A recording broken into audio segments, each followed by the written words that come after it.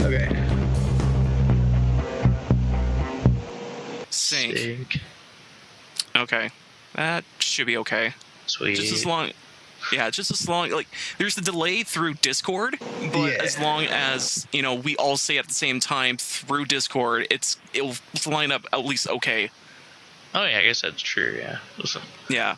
So that's why the separate recording exists. So when something goes horribly awry, at least, like, you know, like, there's, like, you could try to move it at a decent pace and shit. But anyway...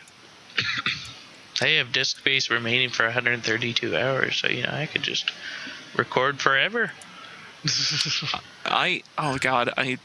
one of my fucking hard drives, I have, like, this old hard drive that it feels like it should be shit in the bed, but it's not, and it's like a 700 gig one that I got ever since I built my first computer. Oh, yeah. And it's... Oh, shit. Yeah, so it's like... Almost like it says here's like 100 gigs left. And I'm like, I should clean it out. I should really clean it out, but I never do. Yeah, I actually replaced mine a couple of months ago because like I had the same thing. I had one that just went computer to computer to computer, and it actually survived one of my computers literally blowing up. Oh, no.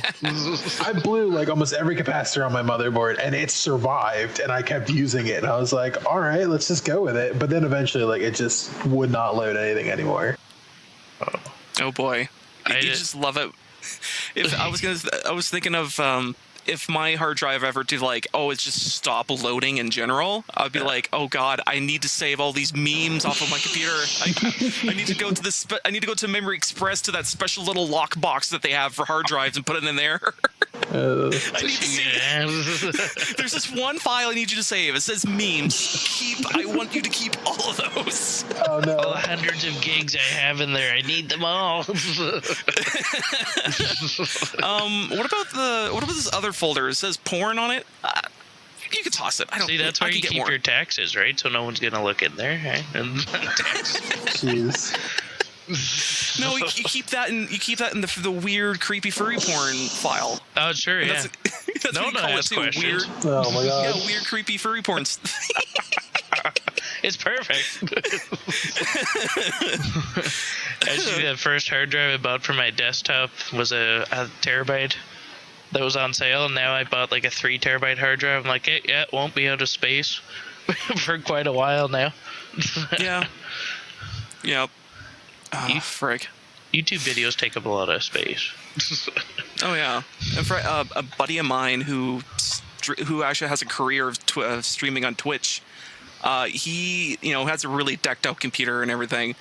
And this last time I was over at his place, he was, putting some stuff together in his computer, and he's like, "Hey, could you take a look around the room and see where I put my stupid SSD drive?" And I'm like, "Dude, you just had it in your hand." And he's like, "I know. Could you help me find it?"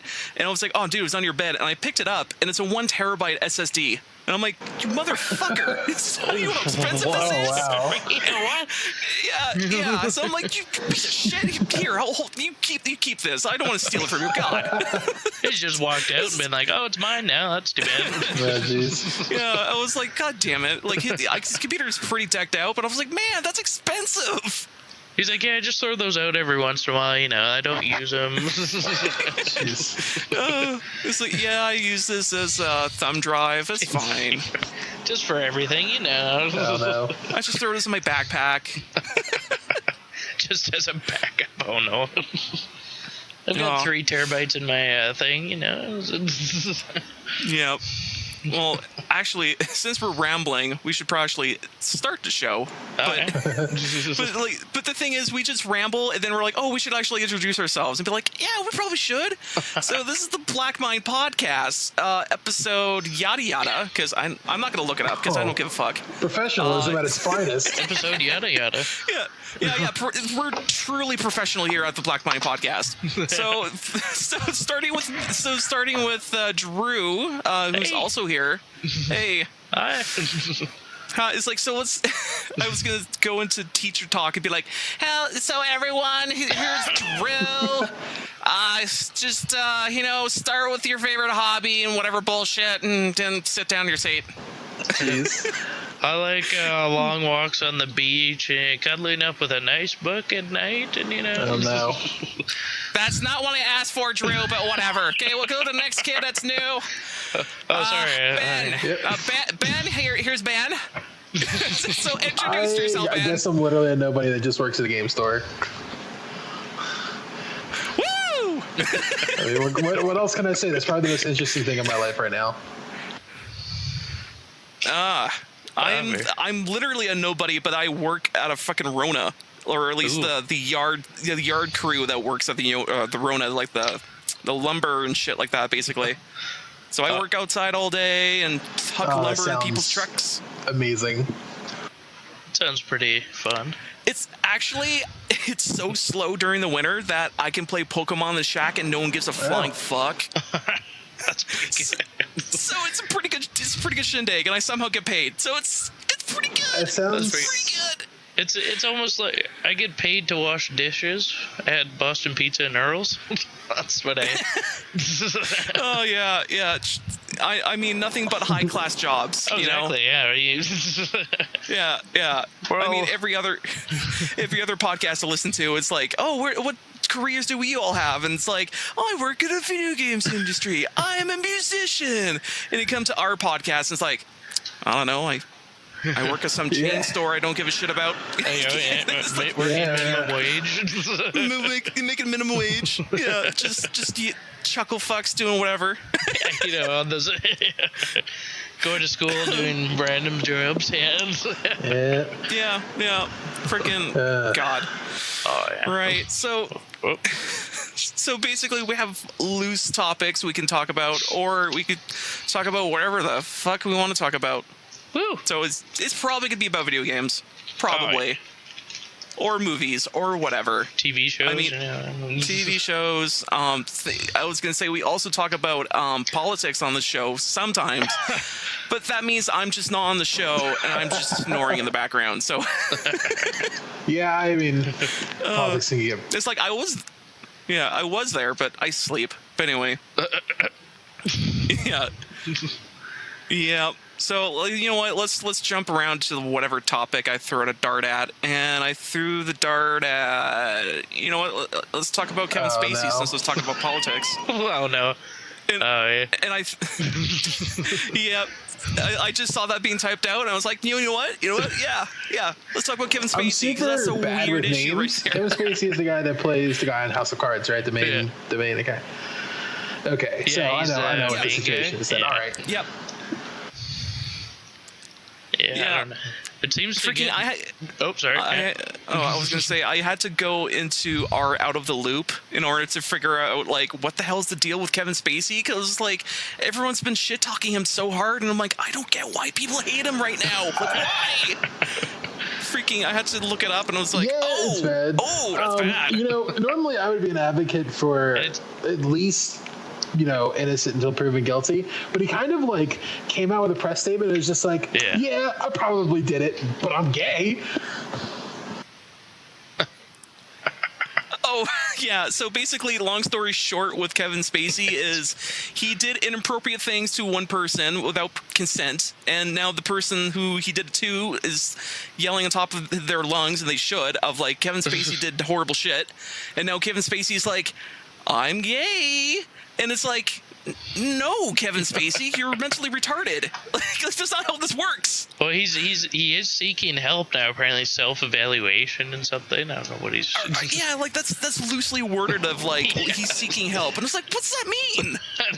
That's his publicist has fired him. I mean, he's been fired from everything now. House of Cards. It's a shame. Publicist doesn't work in for some him ways. anymore. Oh yeah, his career's on fire. Oh yeah. It's like the Harvey Weinstein and the other guy incident. Yeah, the one that Man, I think it was like, who was it? I don't remember who it was. I remember they were talking about it, and it was like, oh boy, there's another one. It's just like, I remember. Again, I'm so bad with names. They were talking about this like maybe like 6 months ago as well, with like, it was Elijah Wood when he was talking about the pedophilia thing. Yeah, he talked about it. He said there was this huge like underground like movement about it, and he was like, I'm so rich now that I don't care about my career, so I'm just gonna throw it out there. Oh no. Yeah.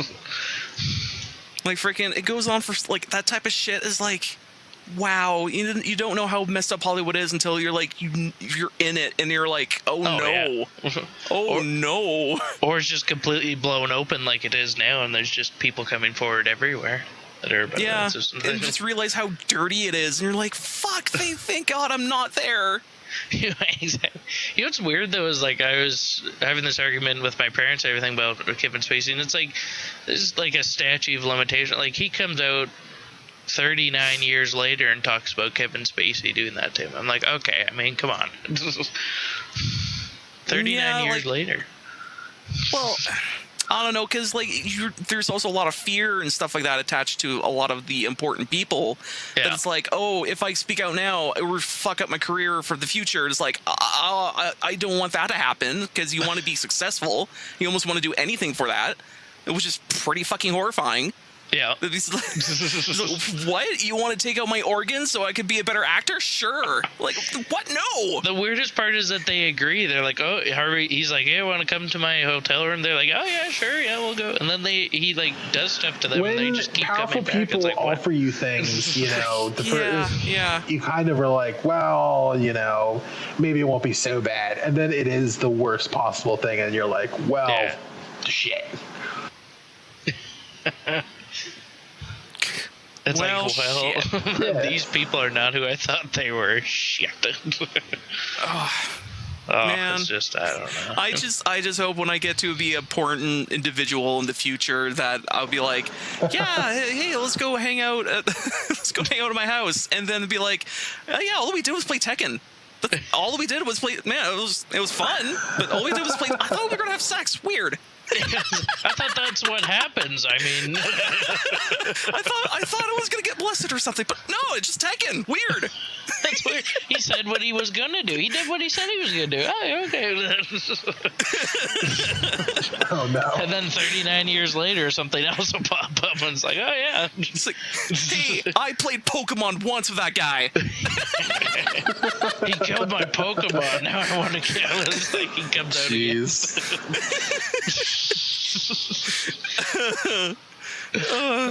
No. Oh, you know what? Let me put the famous arrows on this Kevin Spacey topic, because I think we're gonna move on from that. Sure. Yeah. I mean, other than horrible people doing horrible things, let's talk about. I do. Hey Ben, you played Warframe? You played that new originally expansion? when it was in beta, and it was like super shitty. And I played maybe like 10 hours. I was like, this game sucks, and I moved on. And then they did like their map overhaul or whatever it was, and then I dumped like 90 hours into it. And then now the only thing that drove me nuts about it was the way the game is constructed and the way that you had to get the higher level items and stuff like that, or at least for you know get all the blueprints and stuff like that for getting all the different parts, because like the only way to get the high level stuff, or like I forget what they call that high level stuff, or like legendary equipment or whatever, The the Prime stuff. Yeah. You have to go into that secret. What's it called? The void. The void. You have to go in the void. And you have to do these endless wave missions, and you have to be in a pretty good team in order to continue to like the high level stuff.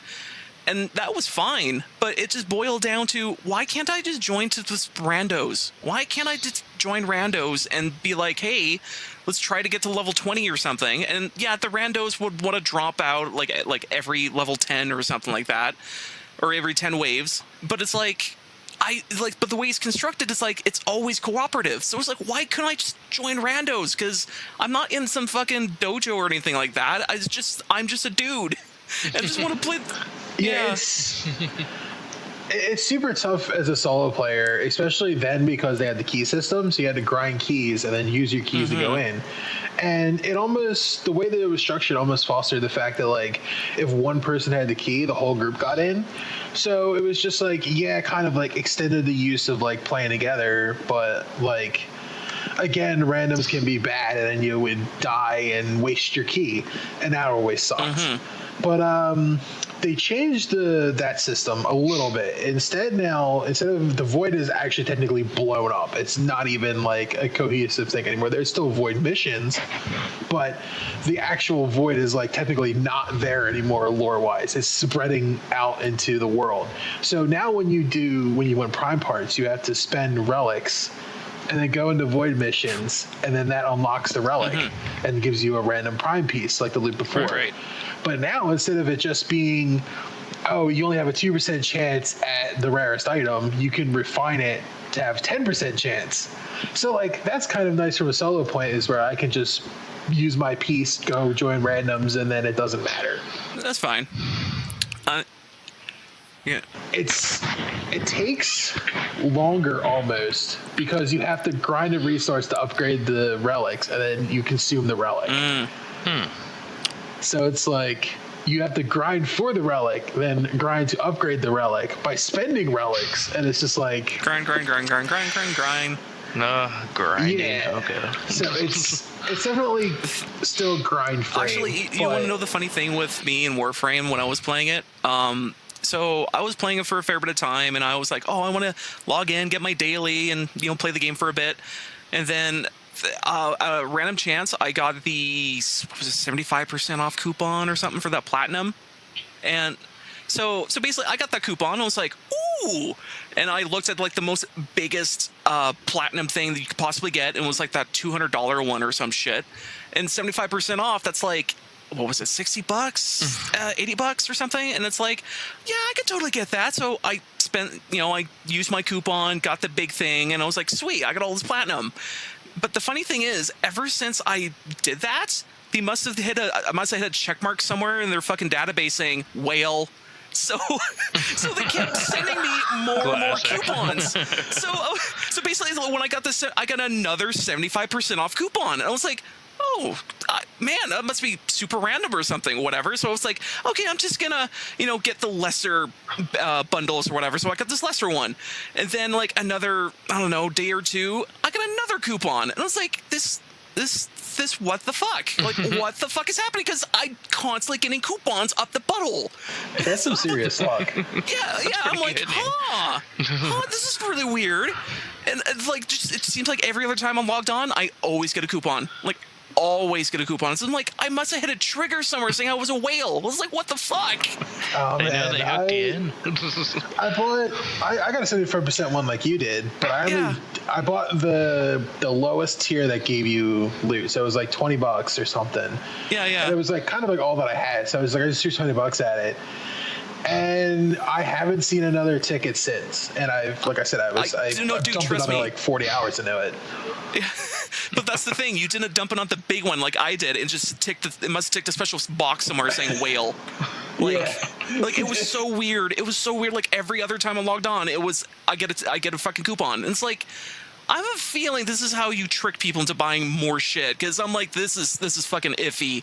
This is so fucking like this shiftiest shit ever. And I was like, this feels dirty, like really dirty. How do you like feel about the people behind Rockstar calling people whales and the whole Activision microtransaction patents? It's people will do whatever the fuck they want to do with their money, and that's fine. But at the same time, it's like, I think as a developer, you gotta have some sort of restraints, because these people that spend all that money is like, yeah, you can do whatever the fuck you want, but I don't think they can willingly control themselves, like, to a point. Yeah, there's some people Like, that can't. Yeah, like, some, a lot of people can, or some people are just rich as fuck, but you're just kind of just like, you're vampiring people really hard. And it's like, I'm not sure if that's good, if at all. If anything, you're doing the pachinko machine thing of, like, you're seeing the flashing lights and bullshit, and you're just trying to suck more money out of people. Like, that's basically more or less what it is. That's how I view it, anyways. Yeah, the worst part is EA released their financials or whatever recently. Almost a third of what they made this year was from loot boxes and shit, from like FIFA. And it's like, oh yeah, well, see, the thing is, or at least I heard from another podcast, is like the other guys were talking about loot boxes as well, and it's like, people, like, sure, loot boxes are new now, but people are gonna get really fucking tired of them. Like, they're gonna be so goddamn tired of loot boxes to the point of, like, it's gonna drop, and it's probably gonna drop real hard, and the loot box system is just not gonna work anymore. So it's like, basically you're riding the fad right now, but it's like, it's gonna drop as hard as it possibly can at some certain point that we can't see yet, and it's gonna boil down to the point of, like, hey, we have a loot box system, but hey, you can also buy the thing you want right now. You can buy it's a little more expensive, but you can get it right now. And it's like, that's what it can turn into. Yeah, they're probably going to take something out and push way too far, like with Forza, the new one, where they took out the settings to make it night or day. You can't make a night race unless you have a fucking consumable card from a loot box. It's like, are you kidding me? You cut a fucking setting out of a goddamn game and then sold it back to me? Like, are you out of your goddamn mind? Oh, that's the same thing with Destiny, with the fucking shaders or whatever they call it. Changing the color of your suit. They're now permanent, and you have to buy more loot boxes in order to change that, or kill more bullshit in the game in order to change it. And Destiny, which is really fucking Destiny bull. 2 is like, I wanna get into it because I love Borderlands, and it's basically like serious Borderlands, but because of that, the game has no character to me. So it's just like, I can't get into the game if I don't have any reason to, like, want to play the game besides, like, the loot. And if the loot is boring, and most of the guns are pretty damn boring, like, why should I play this game? And then they come around and throw out the raids that it's like, not raiding is almost more efficient than doing the raids.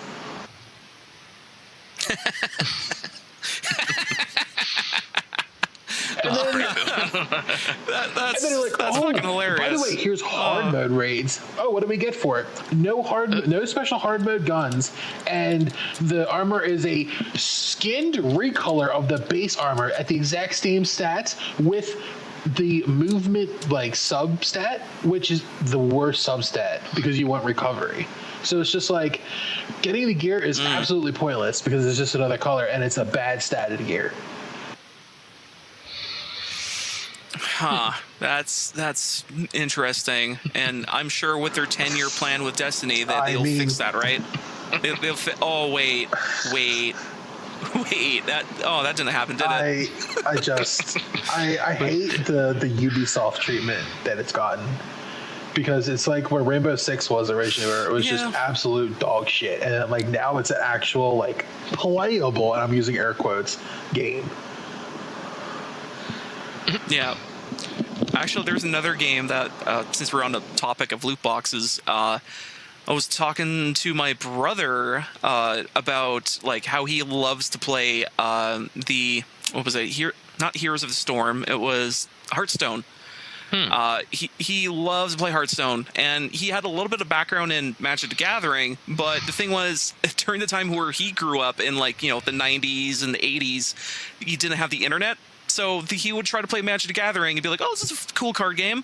But, like, of course, there's people around him who either got the rules wrong, were making up rules, because Magic was the first thing was coming out.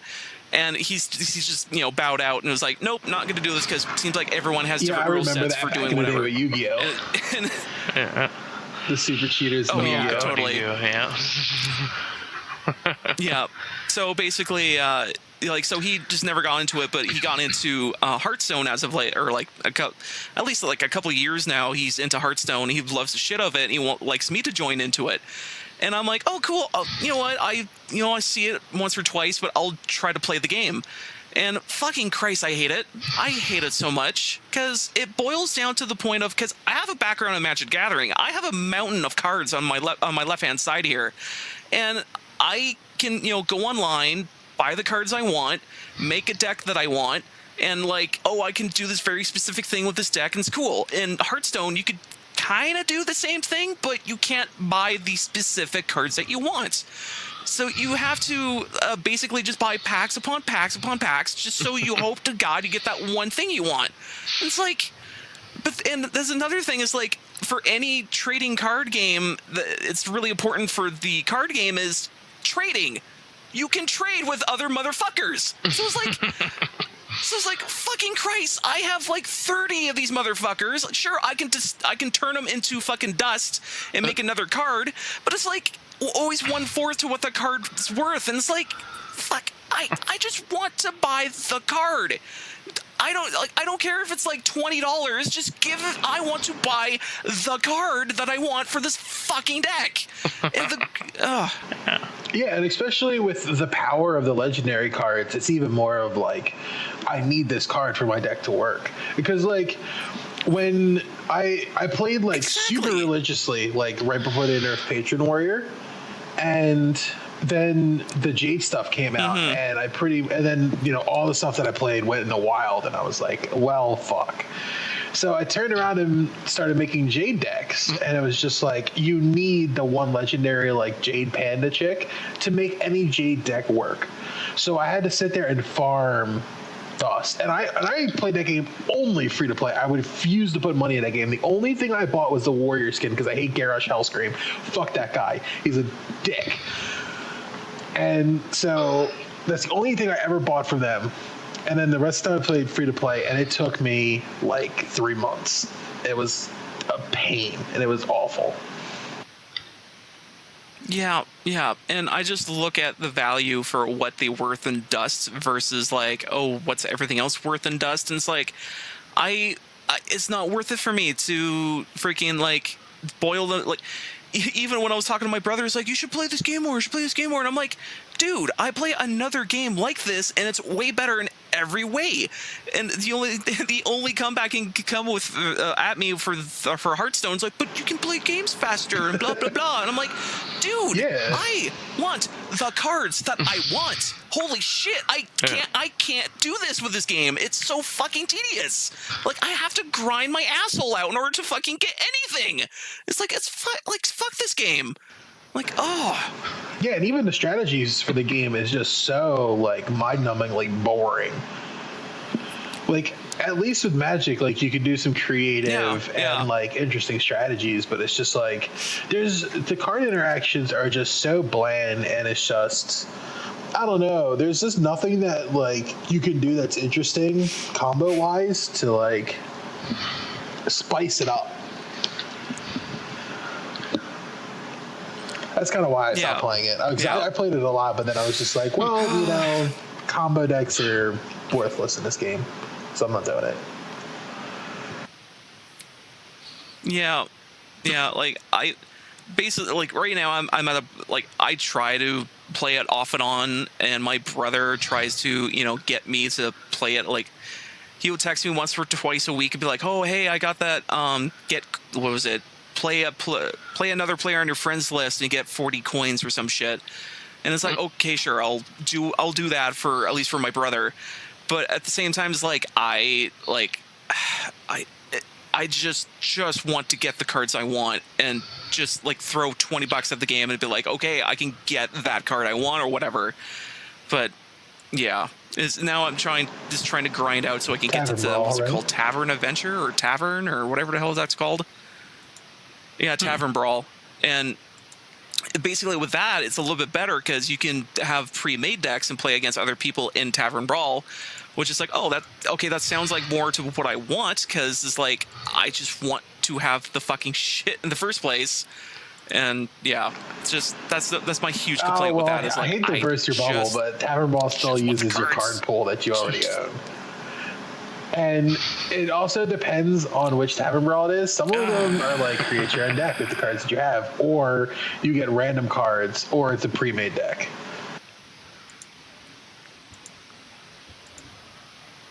I'd rather have the pre-made deck, but if it's completely random again, then I'm like, there's one card that transforms into another card every turn that it's in your hand.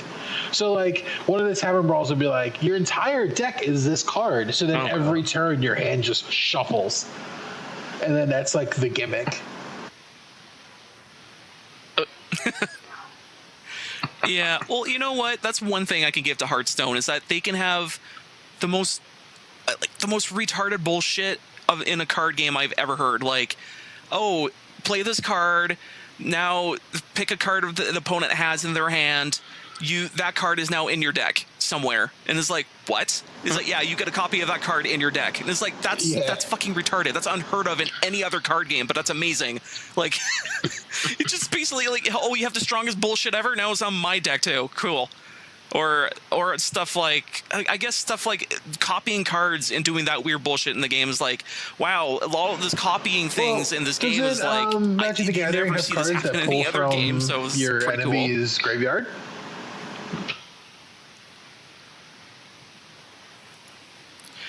There's see, the thing is though, in Magic the Gathering, there's copy cards that can copy what's in the player's graveyard, what's on their battlefield and stuff like that.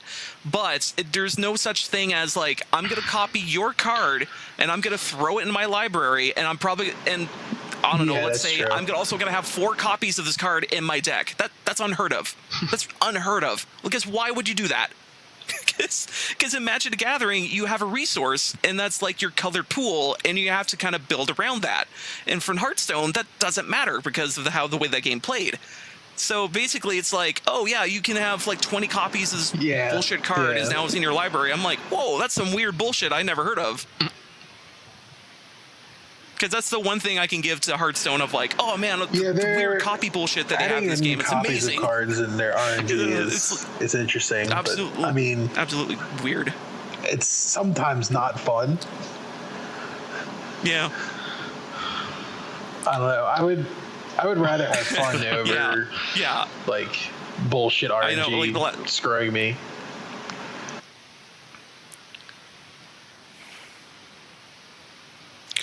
Yeah, sometimes that happens too. I mean, it does get to a point with any card game. It's like, you know, just the way your deck is stacked, you're probably either going to have like a good match or you're going to get fucked. And that's about it. All depends on the deck you have, because you could go up against someone with... I only played a few games, but they're all just... There's so many rules that you have to follow. I haven't played one since. Up for a long time. Well, since we're talking about hard card games and easy card games, so let's talk about Cuphead and Mario Odyssey. Because apparently one's too easy and one's too hard. Well, people are complaining that Cuphead is being exclusionary because it's so hard. And I just want to be like, that's bullshit. If you're not good enough, you're not good enough. It's Contra. It's basically, the game's Contra, basically. Like, you just have to, if you know Contra, then you know Cuphead.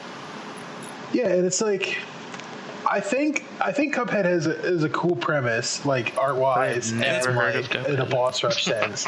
And I like looking at it. I don't like playing it because I hate platformers.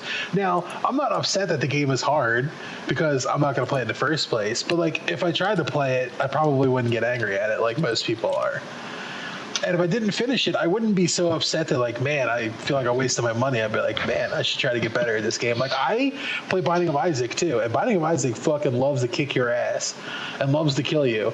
And it's just like, I suck so bad at it, and it's just like, but I still come back to it anyway. Like, I don't get angry at it. I'm just like, I just need to get better. And it's just like, and then people with the why I said Mario Odyssey, people are saying it's too easy. I was watching the completionist complete it, and he's just like, this game is like super easy, and I'm just like, yeah. I mean, the completionist played a lot of bullshit, so I'm pretty sure the Cuphead is like a breeze, a walk in the park compared to everything else. And also, I posted the trailers of Cuphead, so you get the idea what it looks like. Yeah, it's a throwback to I think 30s cartoons. Oh no. Yeah. 30s, 40s cartoons, yeah. Oh, because I've heard of it, and I'm like, what? Really? This game I've never heard of before. Never heard anything about it till now. I'm surprised you never heard about it because it's making huge splashes all over the place. Well, I did hear about it, but I have no idea what it was until like just you guys mentioned it right now. Oh, okay. The trailer, yeah, so you probably like seen it, or at least like saw some stuff about it, and you're like, oh, there's some sort of weird, like, I don't know. You think it's a weird platform, but it's like, no, it's Contra. Get good. Yeah. The biggest thing that sparked it was that games journalist Those look kind of cool. that played for half an hour and didn't beat the first level. He actually was on the tutorial level for like 6 or 7 minutes because he couldn't figure out how to jump and then dash. Yeah. And it's just like, and then that sparked a bunch of articles going wow. is too hard a bad thing? And it's like, yeah, don't. Yeah. And it's just like there's videos of like 5 and 10 year olds like beating that tutorial phase in like an instant. And it's just like this like 30-something-year-old guy like can't even play a platformer. It's like, why are you a games journalist? Yeah, well, to be fair, like maybe he was in a scenario of like he's on a con floor, or he's having people talk to his ear constantly, and he's like, yeah. So what about this? But like has to think about different questions as he's playing it, and maybe it's really loud or whatever. Like there could be tons of things what's going on. So, but like at the same time though, like it's like. Have you not played a platformer before? Have you not understand what the concept of jumping and maybe a dash?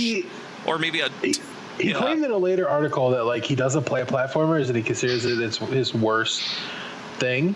But it was just like it says it on screen and like even positions it so that like if you're in the air, like you're like right below the spot where it says like press Y to dash. And it's just like, oh man. Yeah. Actually, the thing is though, I got into Cuphead and started playing it. I gotta go back to play it more. But the thing is though, their Y to dash is the weirdest placement to put the dash button because it should be a shoulder button. It really should be a shoulder button. That's true. It does seem like it's odd for a face button. Yeah, because in this game where you're doing Contra bullshit of jumping around and avoiding shit, why is your dash on a fucking face button? Like that doesn't make any sense. Like we're not playing on the Nintendo here. You can actually, which is amazing that this game lets you rebind good. anything. I mean, if it didn't in 2017, I would have a problem with that.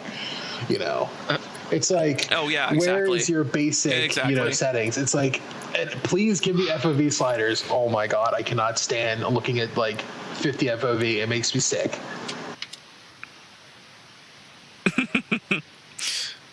Oh.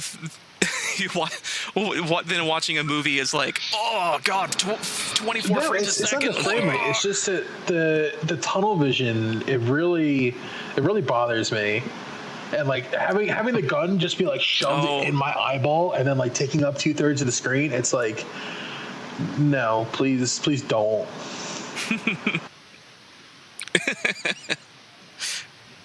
I don't know. I kind of like when there's a gun just right in my face, and I can feel the bullet and the gunshots and hit my eyes and nose. Yeah, the muzzle flash is so bright it blinds me every time I pull the trigger.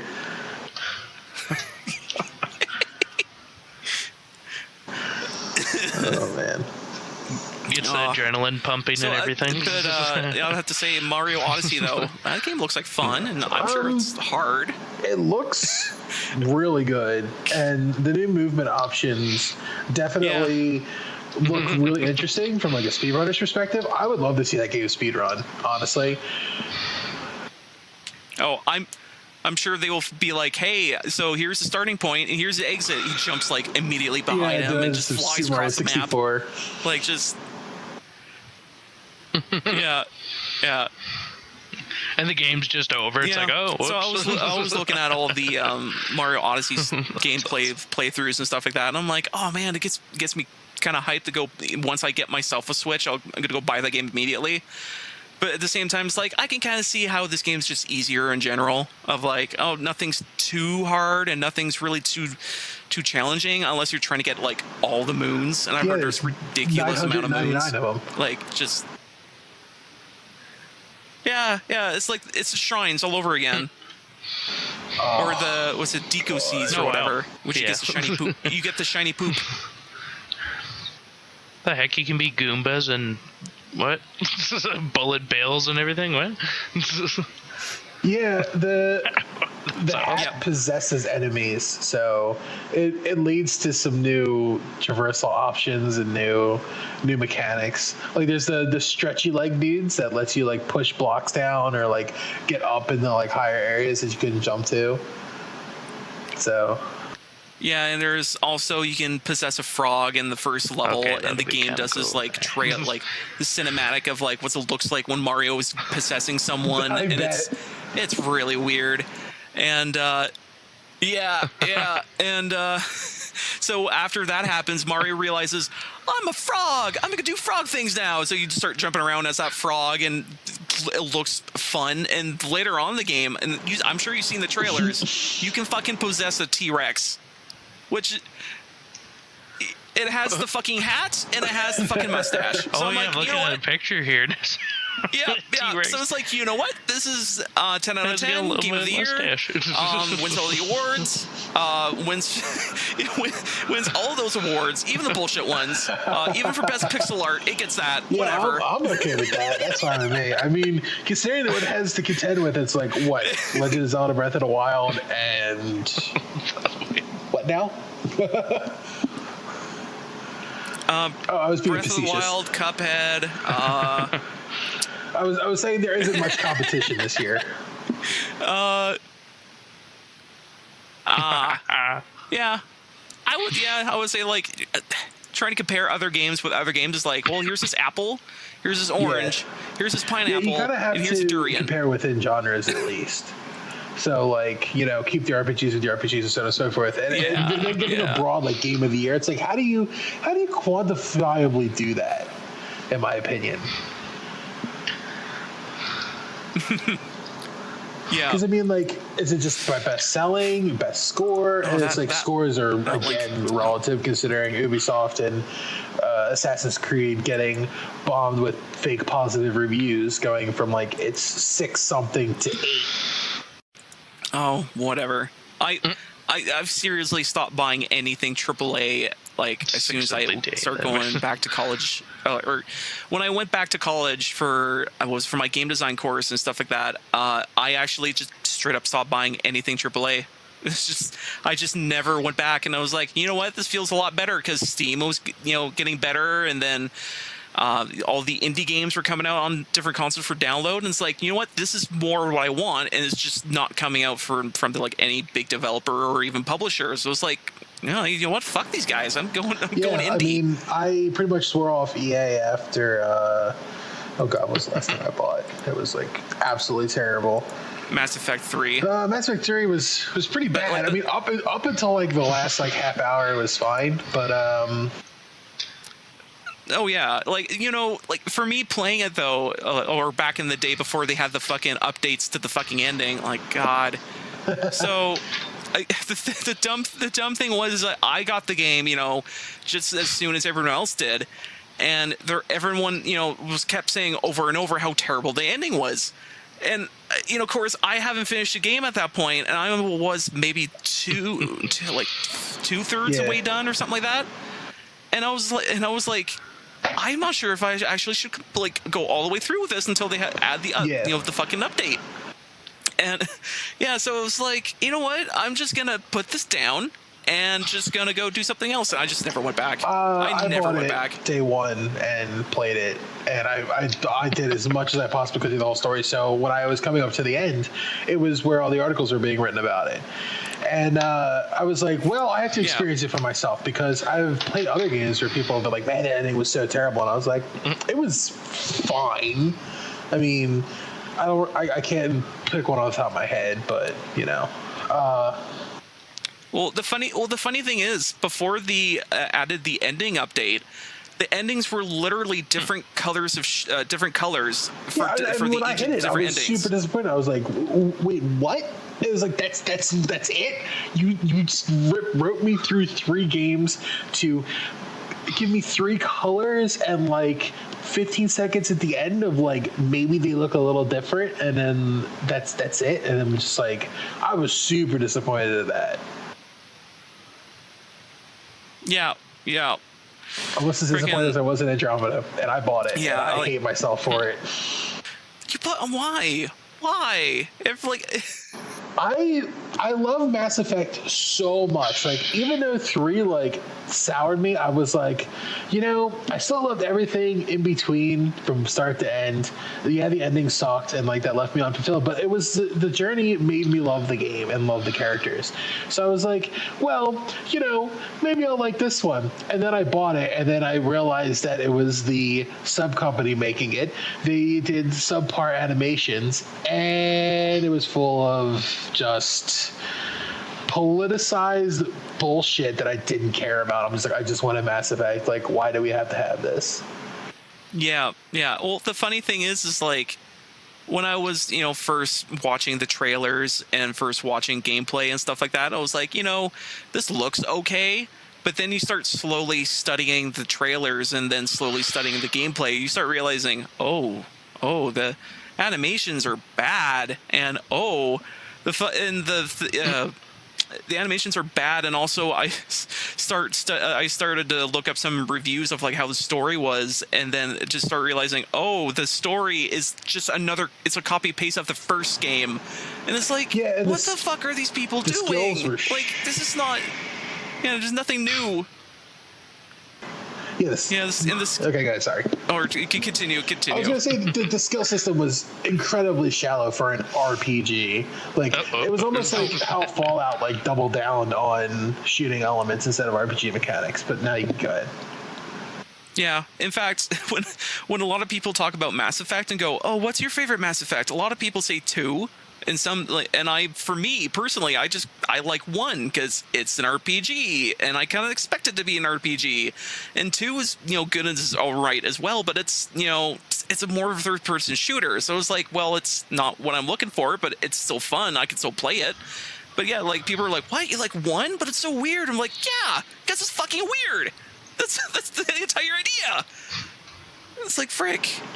I liked 1 more for story. It was really well written, in my opinion, and like I actually like enjoyed the characters and such. 2, I also enjoyed the characters even more because they actually like the loyalty missions is really what did it for me. It was like the fact that like you actually got to like know the people. And then like do stuff with them, and then there was enough RPG mechanics still that it was like, oh, I actually have to like interact with my squad's abilities, unlike in Andromeda where I just like they do something in the corner over there and actually they don't. I've watched my companions do 0 damage even while they're shooting at them, and it's like, what's like, why do I have you? And you know why I have them? It's because they get shot, so I don't. Oh boy.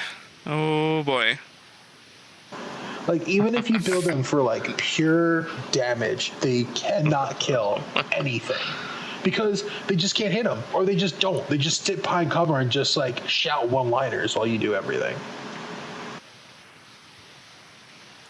Fun, super fun. Super disappointing. To be fair, like, you know, also the news of that studio just dismantling itself over time and just getting tossed apart and like ripped apart and whatever, and it's like, you know, I hate for anyone to lose their jobs and whatever, but at the same time, like, you done the fucked fuck? it up. Yeah, I think it's both part of it's just, you know, a new studio doing it, and also it was EA's fault for pushing this game super fucking hard. Did you hear they lost their creative game director like almost a third of the way through? So they had to rebuild the game anyway. Oh god. So like they straight up lost the guide for their game, and then they had to build half the game. And then they built up to halfway through the game, and then they scrapped the whole thing when they got a new lead and remade it. So it's just like they had half the development time basically, and then remade the game on the Frostbite engine, which by the way is not good for third-person shooters, which is apparently a thing now. A lot of developers are saying Frostbite's not good for that. And then...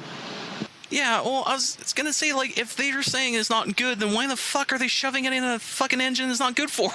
Like, is it cheaper? Well, yeah, because EA owns the copyright to it, and Frostbite produces very high-quality graphics for very little impact. I mean, you can turn Battlefield 4 on, like, all the way down, and it looks almost the same as if you had it on Ultra. And you still get the same like frame rate and stuff for an FPS, that is. But as soon as like you throw it into a third person, like I was playing the Battlefield or the Battlefront 2 beta, if you turn it on Ultra and like, I guess my computer's kind of like mid range. I have a 1060 and 16 gigabytes of RAM, blah blah blah blah blah. But it ran like 56 FPS on Ultra. And third person, but it's like I could run Battlefield 4 on Ultra at like 70. So it's just like once you throw in the extra FOV, it really tanks.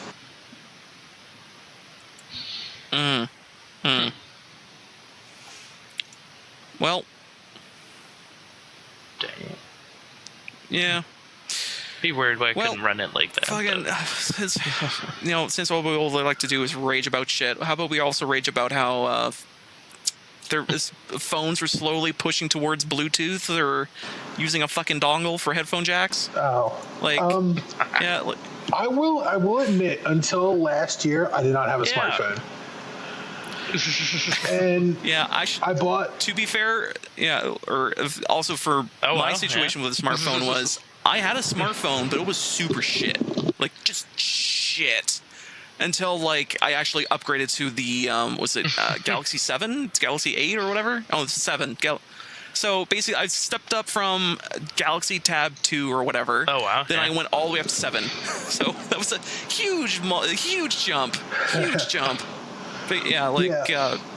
I had a messaging phone, one of those like sliding ones with like the little keyboard on them. Oh, yeah.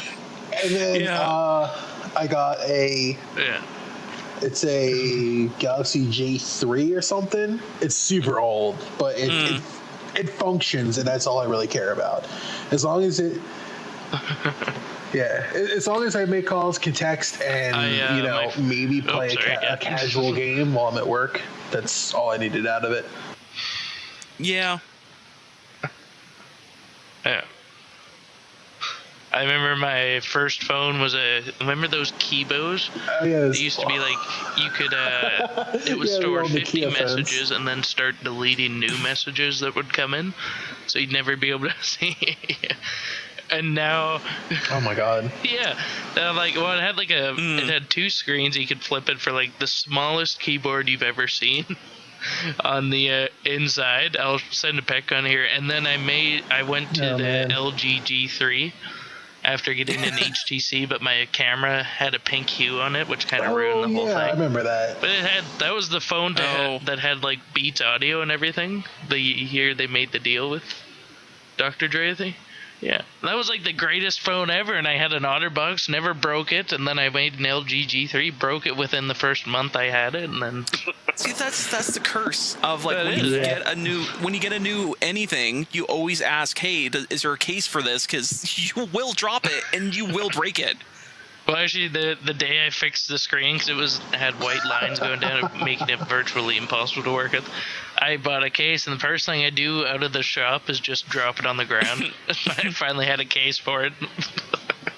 My friend's like, see, that's why you buy a case. I'm like, there's a couple of times where I dropped my phone by accident, and I hear just huge thumps from my phone, and I go, shit. But of course, I have a fucking OtterBox on this motherfucker, so I take a look at it and go, oh, nothing's wrong.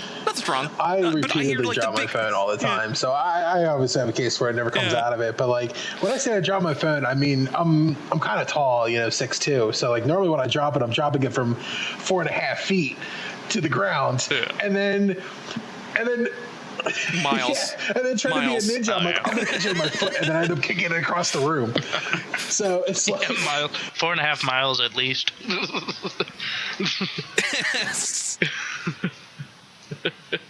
See, it's a good thing I'm 5'7". I don't have far to drop a phone. So yeah, that always happens. But speaking of drop phones, remember when the Razr phones came out and they were the hot new shit? Were those the ones that were indestructible or something? Or I can't remember. Oh. No, they were the super thin flip phones. Yeah, Flip phones were they look sleek. Yeah, they look super sleek. So when the Razr phones came out, when we had a family plan with my brother and my mother, and they were just out and they were included in the upgrades. So we upgraded our phones, and I got the basic messenger phone because I had a flip phone before, and I was like, you know what, I want a full keyboard to be able to text. And my brother gets a Razr, and my mother gets like some backwards, brick phone because that's the way she is. Well, we're sitting out front of my house one day, like about a month later, and he's sitting on the stairs, and we're waiting for somebody to come pick us up to go someplace. And he's kind of like flipping the phone, like kind of like holding it in between his legs, just by the stairs. It's maybe like 6 inches to the stair. He drops it, awesome. And it died. So from 6 inches, that phone instantly died. Wow. I dropped my phone multiple times, and it didn't die that hard. Yeah, it was the most embarrassing thing I've ever seen. He dropped it. And he was like, "Oh, okay," and he flips it up, and he's like, And I'm like, "What?" He's like, "It's not working." I'm like, "What?" It was 6 inches. Oh man, that's impressive. That's like just really impressive. I remember that phone that you linked. Everybody in my school had those phones. Oh fuck yeah, I remember those type of keyboards. Like, frick, my brother had that at one point, I think. And yeah, it was neat, but I was like, this is really fucking clumsy, and it just feels like not good until you finally, because I actually had one or two friends that actually had the smartphone, and I was like, oh, you rich motherfucker. But I took a look at it and was like, this is the fucking future, because oh my god. True. Now it's all touch screen everything instead of being on your physical phone itself. Well, on most phones, Yeah. I mean, there's better things to go with that. There's also kind of a give and take of like, oh yeah, you don't have a keyboard you have to worry about, but like at the same time you have to use the fucking fiddly touch screen and shit like that. And it's like, there's no tactile feedback, so it's just like, yeah. I hope I hit the Y button here. Yeah, and like I have fairly like thick fingers, so it's like trying to hit that screen is just like I typo all the time. It's just like, oh my god, please. Yeah. Freaking, I remember the 90s were awesome for all these fucking text messaging phones, because there's the ones with the keyboard you can flip out, or you keep it flipped back in so you can do the phone, or there's another one where it flips like 180 around the phone, and then you're like, yeah, do the texting and all this dumb cool shit you can do with your phone. It's like, but they're so dumb. They're so fucking dumb. Yeah, the ones that spun are the ones that I remember the most, and I was like super jealous, and I wanted one.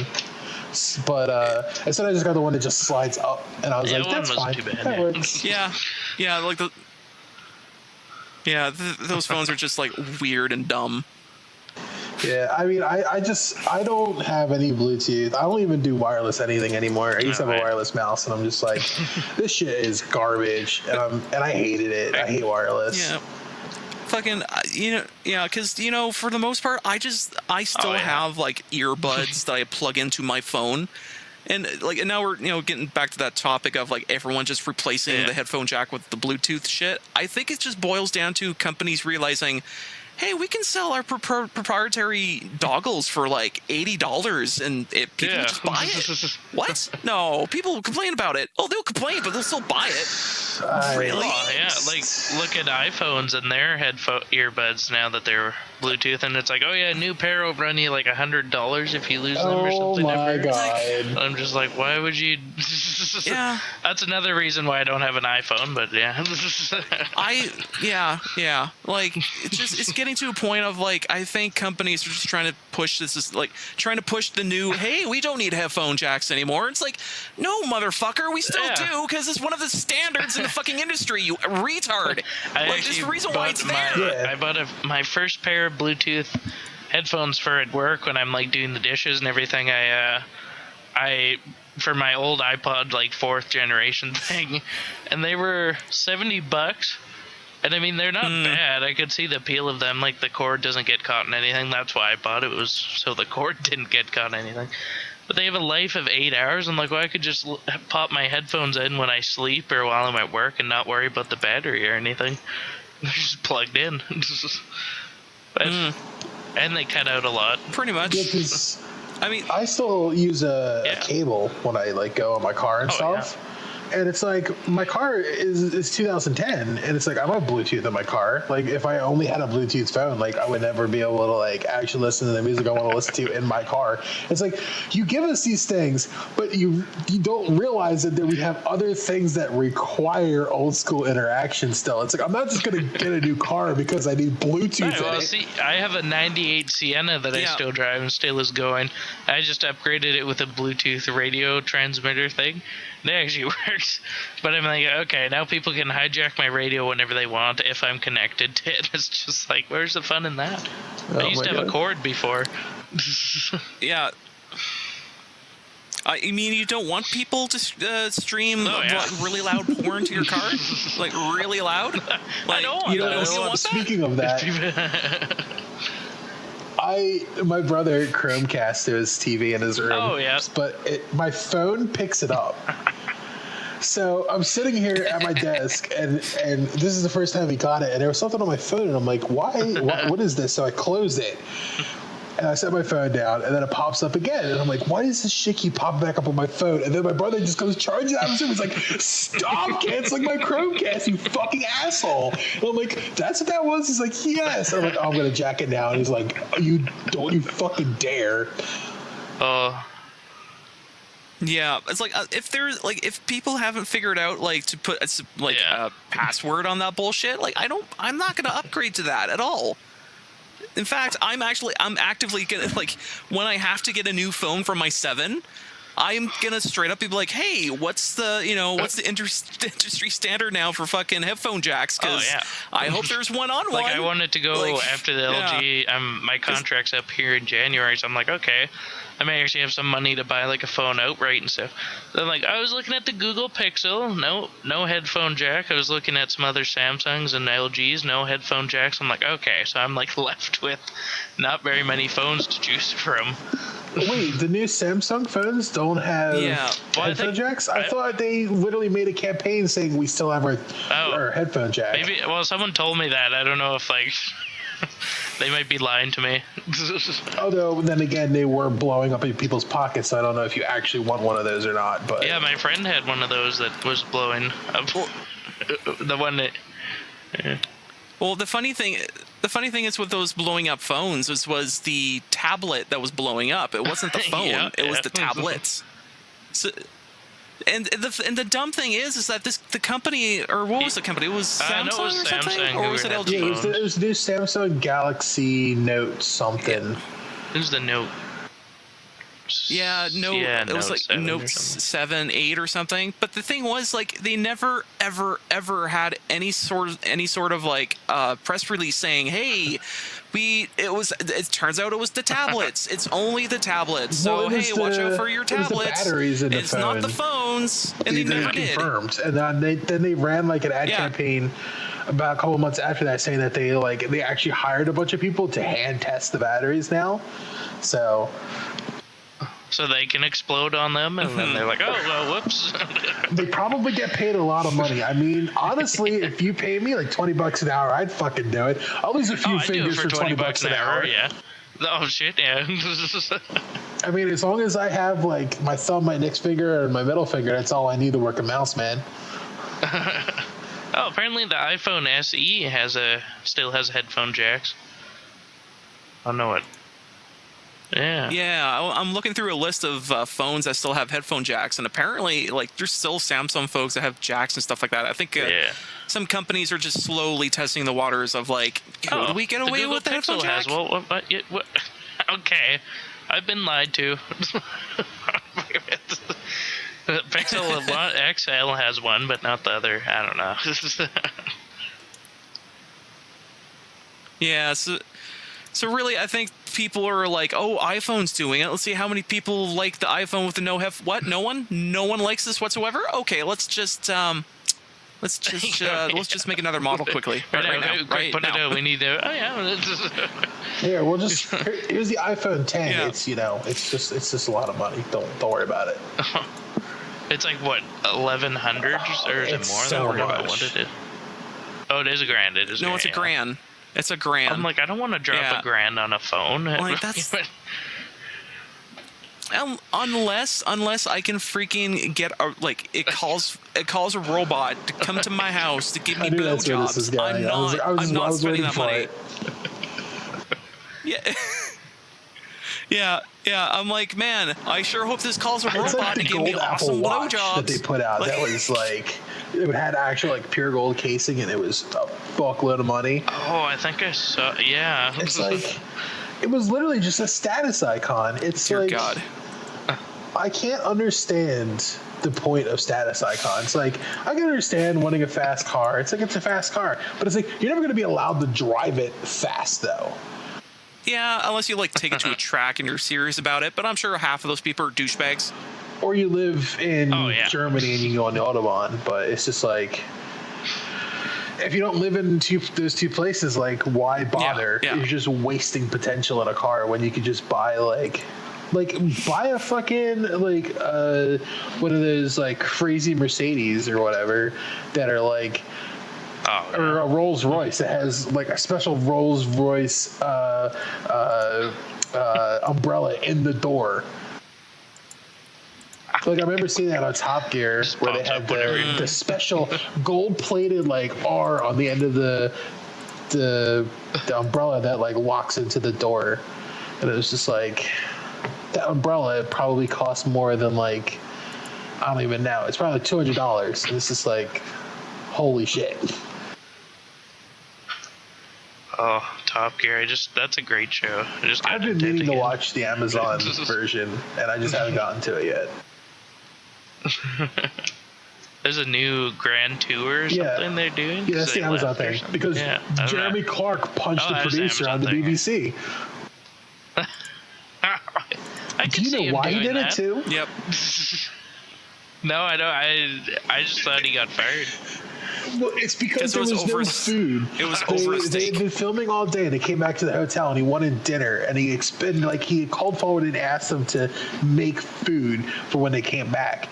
And they got back there, and the producer was there, and it was just like, well, where's the food? And the producer's like, what are you talking about? And then Jeremy just went off on him and just punched him in the face. And it's just like, Jeremy, why? So he got fired.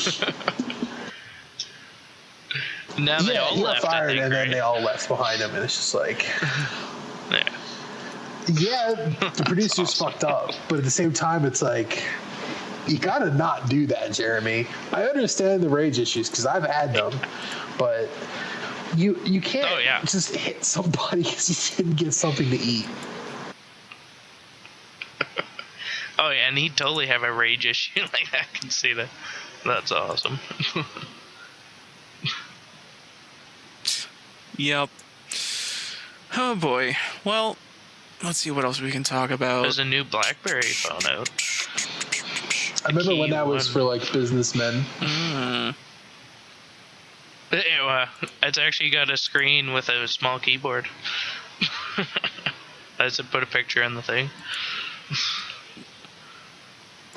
It's probably for those Yeah, like keyboards 40-year-old come back. guys that like don't. Yeah, it's, Yeah.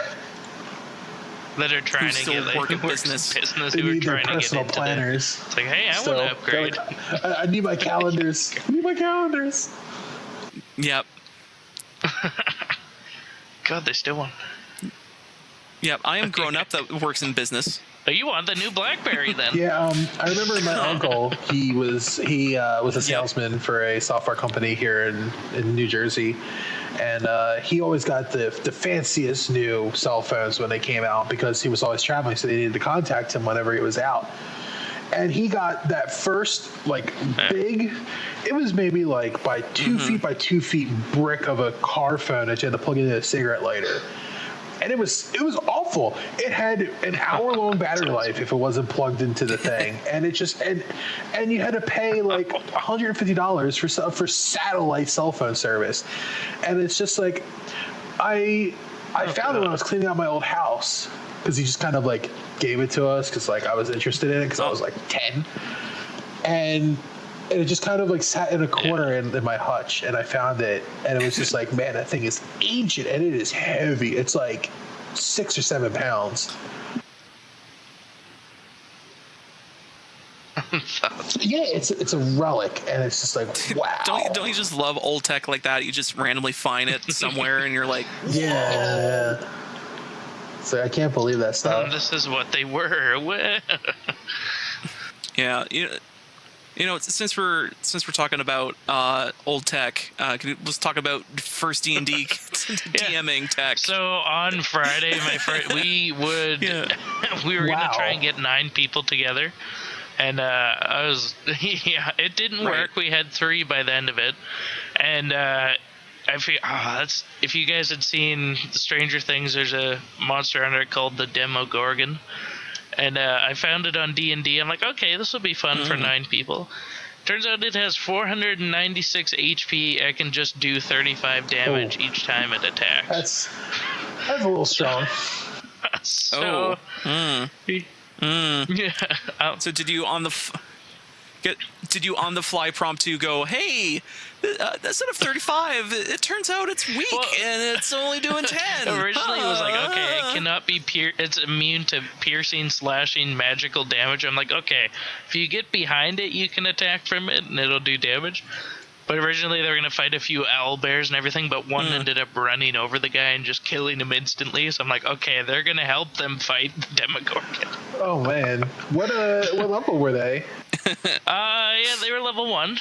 Oh well, there's your problem. Because I'm sitting here thinking like, man, maybe they were like level 3 or something. If that was a little rough for them. Your problem. Because like I'm used to the group that I was DMing for that. Like by the time they hit level 5, they were one-shotting, things with 115 HP, and I'm just like, I need to up the ante here because like.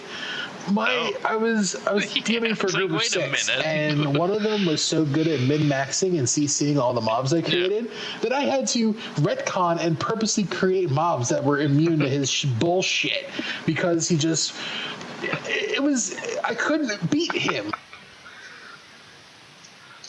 Like I had to create imps that could go invisible at a whim and sneak past everybody to stab him in the ass so that they had even a chance to be defeated because his character was so stupidly strong.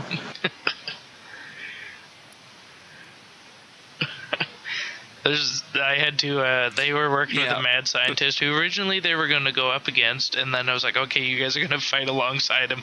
Change the whole story, and then I upgraded them all to 100 hit points each, and the Demogorgon was within like 100 hit points of dying. He flew away. I was just like, this is like 4 hours it's been going on, this fight. And they're not even doing the most damage the owl bears are. Yeah, like, that's the one thing I'm always like curious about to hear from DMs is like, oh man, what happens if the people just get super bullshitty with their fucking min-maxing? Like, what happens then? You just throw out random monsters and go, you know what? It's doing this now. Fuck you. Like, I always like Because I think on the fly, you would just simply have to be like, oh, this guy's half HP because I think everyone's really not the sort of level here. I was like, shit. Whoops, yep, we're getting a little bit nuts here. Once you, it's almost like an interesting relationship that you have with your players that I started to notice that when I've DM'd maybe like 3 or 4 times, and my last time was like my 5th time or so. And at first you're like, you stick to the stringent, the challenge rating. Yeah. But then like when you have experienced players, you can't use that anymore. No, you kind of have to. You have to. Yeah. That's pretty bad.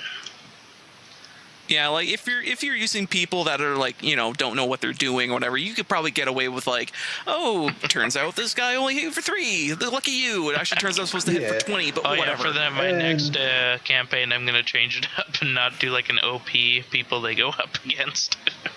Fight a few owlbears here and there, and Yeah.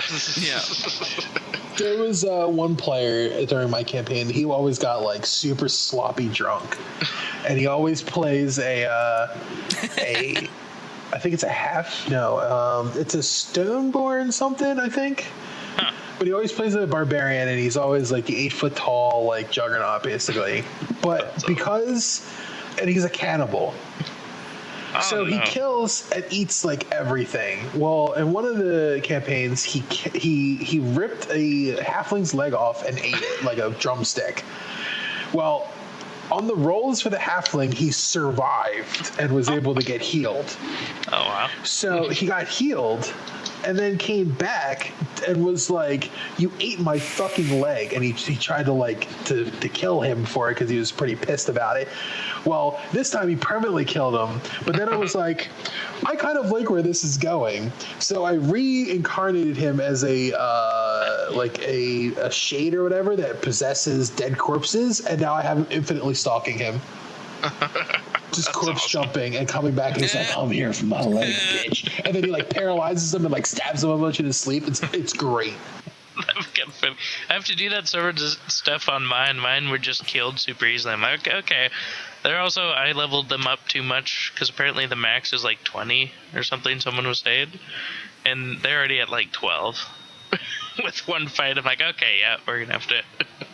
It's fine for one-off campaigns and for your first campaign to kind of get people to experience what the higher level damages look like. Yeah. So it's worth it, I think. I refuse to start campaigns at level 1 anymore because it's boring. No, it wouldn't be. Yeah.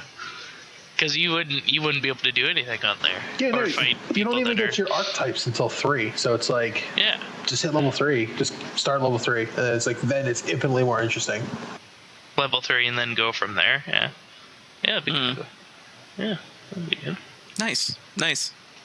And I got a random story from a friend of mine who played D&D with another group of his stuff, or with his buddies. He told me about how he was playing a half Minotaur, half human hybrid thing, and he had a group of other buddies, and he told me about his adventure of how him and a group of other 3 went to this like little village or town or whatever, where they're holding this dude either hostage, or they have to talk to this head leader to know what else to do in their mission.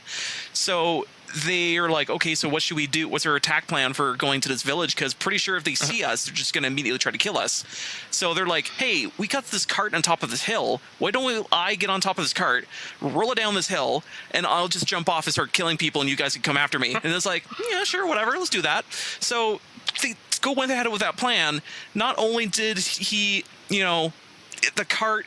Not only did the cart, what was it? Something about like the cart, it crashed. Like as soon as it went up to the bottom of the hill where the town was, the cart crashed. But he fell off, did a flip, landed on his feet, so looked cool as shit. The cart still kept going, crashing into a bunch of other garbage. And it turns out the DM had to roll to see what it hit, and it hit a lamp. So it means there's shit on fire. So there's part of the town, so part of it's on fire.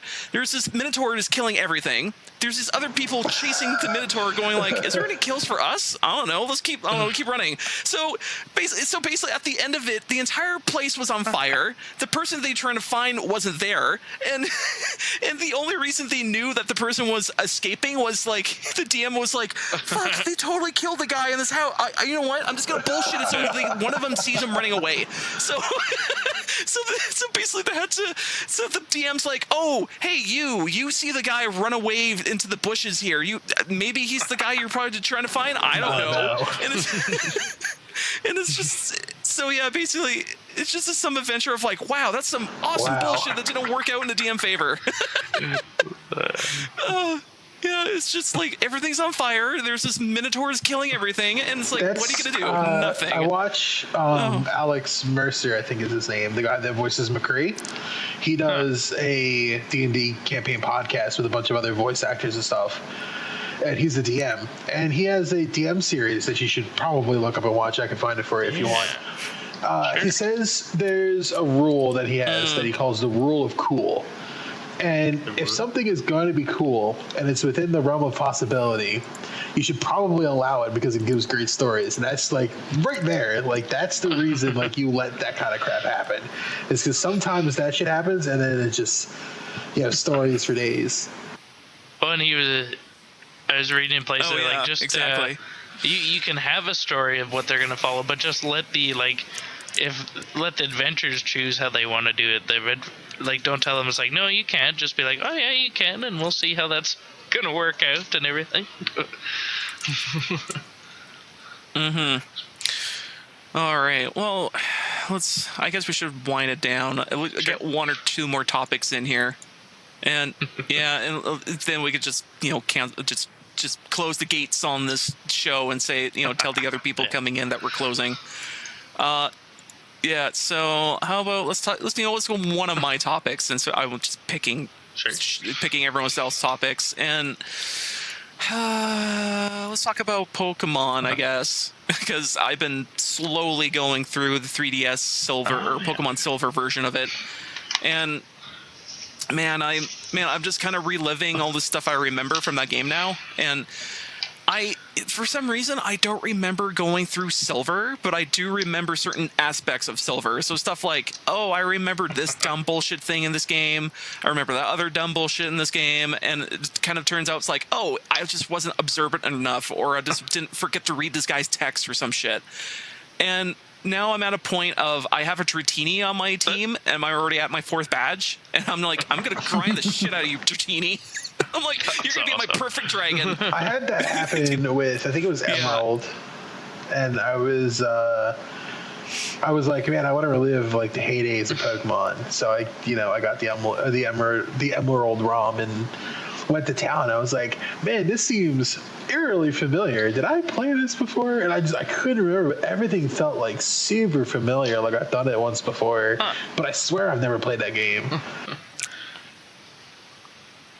Oh, every other Pokemon is pretty similar to like one another. So the funny thing with Emerald though is if you had the physical cart edition of that game, you can actually clone Pokemon super easily because you can abuse the save states to the point. Yeah, because you can abuse the save state to the point of like, oh, it turns out if you were to put a Pokemon, I forget where you have to be. I think it was like Battle Tower or something in Emerald. Go to Battle Tower, put a Pokemon into the bank or into the PC, get out of the building, save your game, and then like as it's saving, turn it off, and then turn it back on again. And then walk back into the building. You have your team. You have your team that is on you, plus what's in the computer. So it's like it's the most easiest hack to do in order to get like clone Pokemon, and it's super awesome because that means you can give all your friends the legendaries that you caught and be like, oh, did you get this other legendary? Yeah, I can clone in my game. Let me just do that right now. It's like it's the only reason like, back in the day when the EP Games was still were still selling Pokemon games and for Game Boy Advance and stuff like that.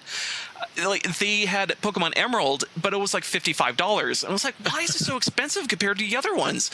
And I did some research. Turns out it was cloning. It was the most expensive. So that's why. That's awesome.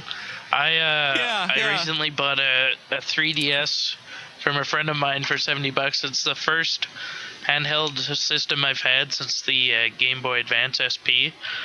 And my friend was like, here, you can have this. He gave me Pokemon White. I've just been playing that. But I'm just... yeah. That's pretty cool. I think that's the better of the two, because one of them has like the corporate tower that's great for grinding in, but the other one has some like Safari Zone that's Safari Zone is garbage. black. I think it's black. They both. Actually, I was gonna say they both have a tower, but I forget what was the gimmick for each one. I know the was it the black tower is all like corporate and you can do all the grinding in that tower, but I want to say in the other version it's the same tower with same grinding, but I forget what was the weird thing about it. But yeah, like I do remember that there is some differences between the two, and also there was what was it, black and white too, which is like the same things. Yeah, same thing that's also happening with, was it Ultra Sun and Ultra Moon? Like, it's making a version 2 of the same game.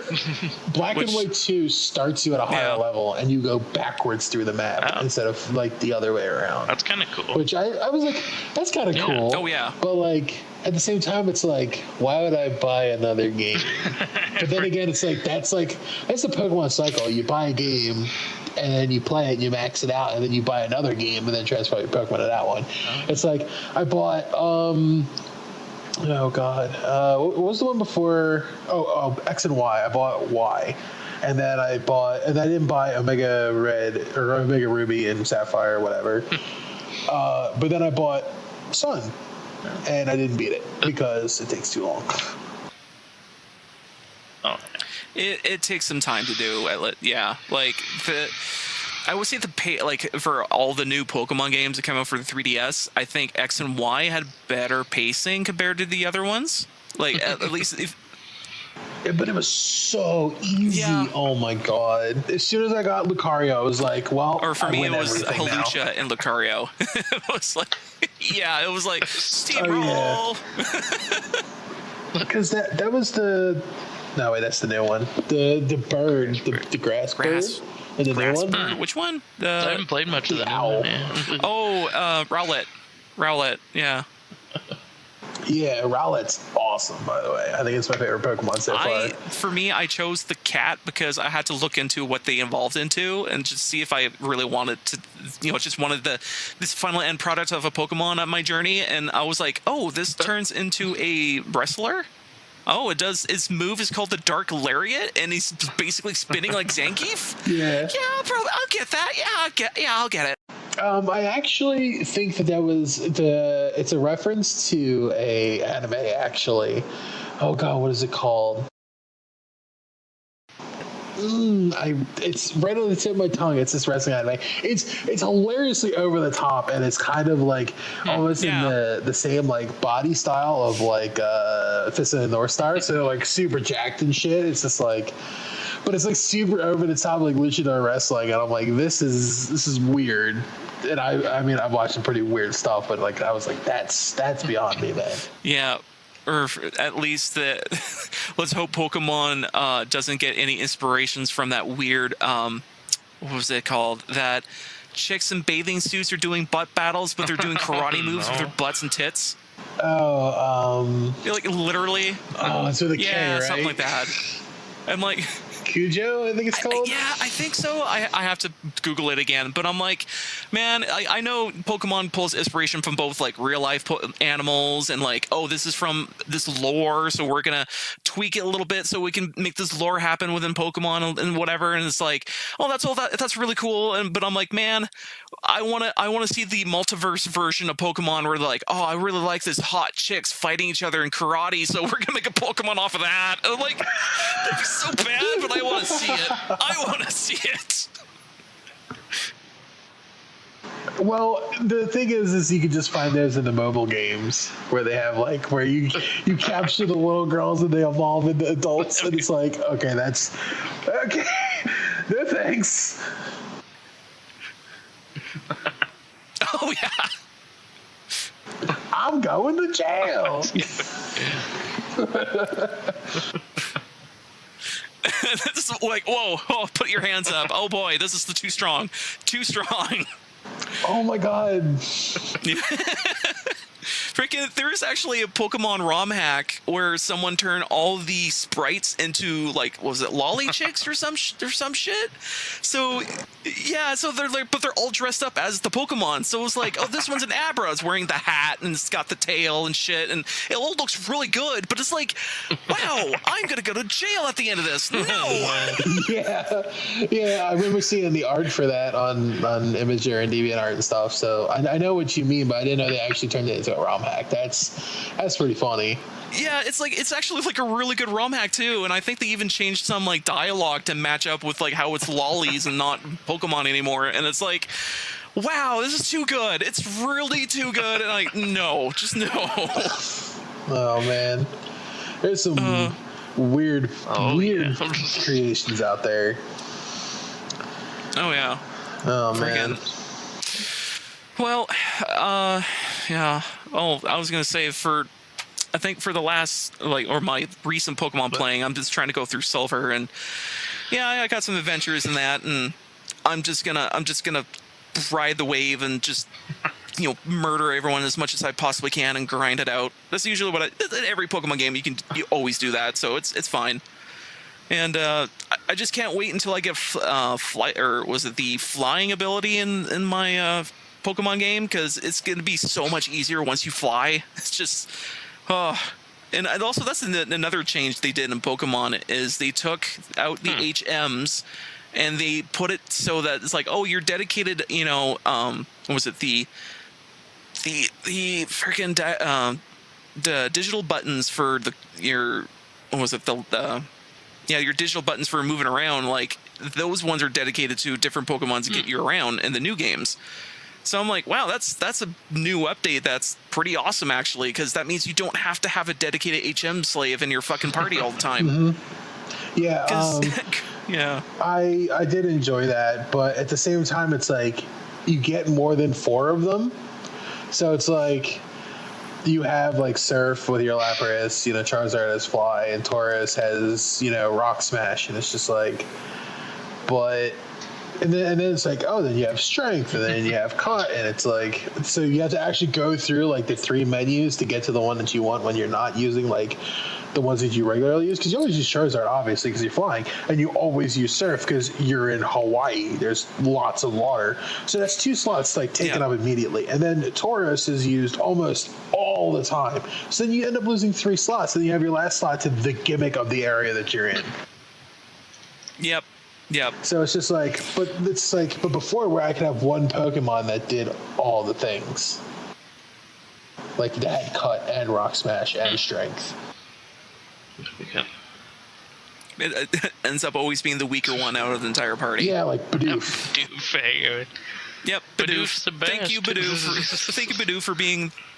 There was another one that Bidoof was super good at it. It had the long neck and the leaves at the neck. It kind of looked like a dinosaur. I forget what it was called. Oh, that's one of the starters. That's Bailey. Maybe? Bella. Is it a starter? Bayleaf? I forget the name of it. Yeah, it is a starter. I thought it had a singular evolution, and that was it. Wait, what was the description of it again? It was like it had like a long neck, like a. Oh, here it is. Tropis. Oh, it's the one with the bananas coming off his head, right? It's grass flying type. Yeah, that one. That one was super good for HM slaves because it learned like a bunch of really good ones. Oh yeah. Actually, in Gen 2, a really good HM slave for almost all of the moves was Krabby, because it turns out it learns both swim. It can learn Surf. It can learn Cut. It can also learn Rock Smash. It can also learn another 4th one, but I forget what that was. But it was like it can learn all the dumb bullshit things. They're like, oh, you will learn all of it, and I don't have to waste 2 slots at all for anyone else. It's like, that's perfect. Yeah, it's like the only thing you couldn't learn was Fly, but it was like, well, whatever. I always have a Pidgeotto. That's fine. That's good. Like, he's always on my team. Have you ever gotten into like competitive battling? I tried, but I'm like, man, this is to a level of like I just couldn't keep up with, because it gets to a point of like there's hidden data within the moves that you don't know exists, and until finally found someone else cracks it and it's like, oh, turns out this is bullshit is happening. It's like this game doesn't tell you straight up if this has it or not. So it's like, I have to like surf through internet forums and shit just to figure out what does what, and it's like, you know what? I'm not gonna bother. Yeah, I'm I not can gonna bother understand anymore. it. I kind of burn out when it comes to the IV and EV training, so I usually don't get that far. But there's a couple of sites that just like let you set the stats and then just play. So I use like those when I have like that competitive itch for Pokemon, and then I always come across. Oh my god, dude, I hate this. Cloisters with Shell Smash and Icicle Barrage or whatever. And they have a passive that makes it so every time you use a move that would do 1 to 5, it always does 5. And with Shell Smash or whatever it's called, you like it increases its like attack, special attack, and defense and special defense all in one move. It does it like 2 or 3 times, you can't kill it. It is unkillable. Even if you hit it with its weakness, it just does not die. And then it just destroys your team. Because it just does 5 of these icicle hits and massive damage. And then you're just like, well, I guess I'll just AFK now because there's literally nothing I can do. Like... Fun. Total fun.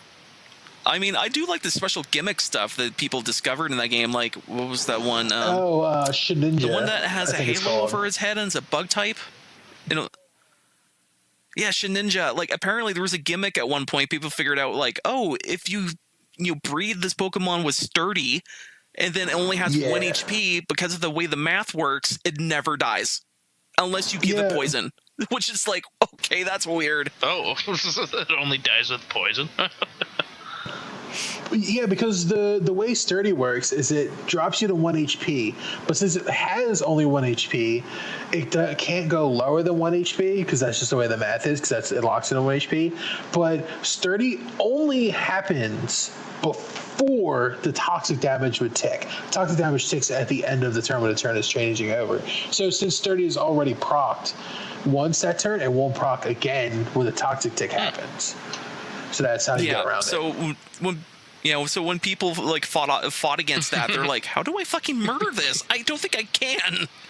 It just doesn't go away." And I'm like, "That's a cool gimmick right there." Of like, oh, because of the way the math works, it's but due to the unfortunate nature of that, it's permabanned in almost every competitive tournament because there's a couple clauses that are like, if it's a never-ending turn clause where like it can't die. Oh yeah, and, like that. And the same thing in Magic the Gathering for the opponent to kill it, you automatically lose because you're not allowed to do that.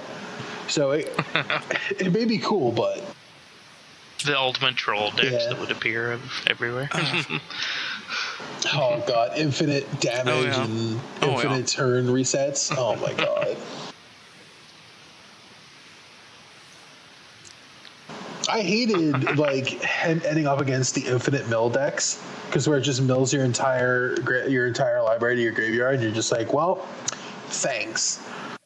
Yep.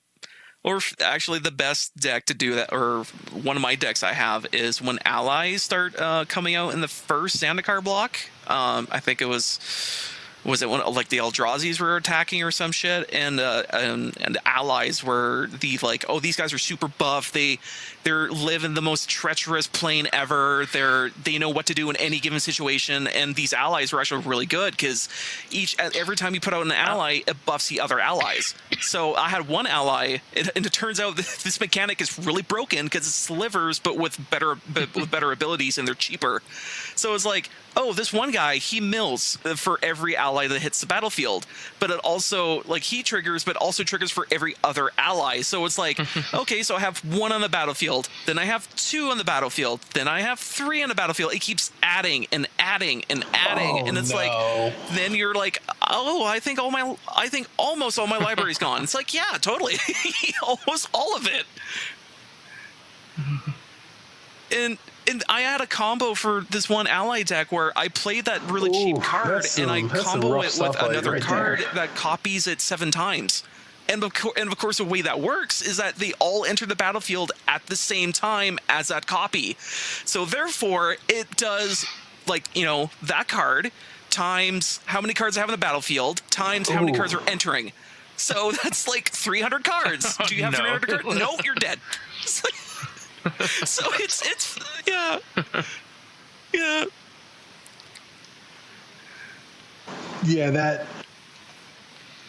The most bullshit thing I ever did was when I think it was Saviors of Kamigawa, not Kamigawa came out. It was when the Rats and the Samurais happened, and I got.